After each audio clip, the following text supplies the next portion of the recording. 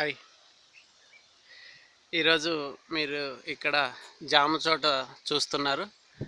ఇక్కడ మేము ఉలవలు వేసినాము. ఈ జామ చెట్ల మధ్యలో బాగా పెరిగి పెద్దయినాయి ఈ వర్షానికి. ఇది చూడండి, దీన్ని ఆచ్ఛాదన బాగా అయింది. భూమి అంతా నీడ పడుతుంది. ఏమి కానీ సూర్యరశ్మి నేలను తాకే ప్రసక్తే లేదు కొన్ని చోట్లయితే. ఇక్కడ మీరు చూస్తున్నారు, అంతా గడ్డి మరియు ఈ ఉలవలు ఉన్నాయి. కొన్ని చోట్ల లేవు, మిగిలిన చోట్ల జామ చెట్లు ఉన్నాయి. ఈ జామ చెట్ల కింద రాత్రి అడవి పందులు వచ్చినాయి. మీరు ఇక్కడ చూడొచ్చు, గమనించవచ్చు.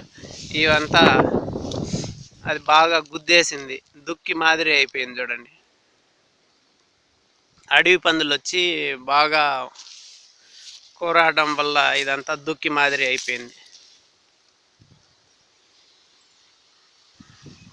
ఇది ఇంకో చెట్టు మీరు చూస్తున్నారా, ఆ కంపల దగ్గర పెరికేసిండే చెట్ల దగ్గర అంతా పూర్తిగా దుక్కి మాదిరి ఉంది. సో ఇదంతా రాత్రి అడవి పందులు వచ్చి గుద్దడం వల్ల ఆ విధంగా అయింది.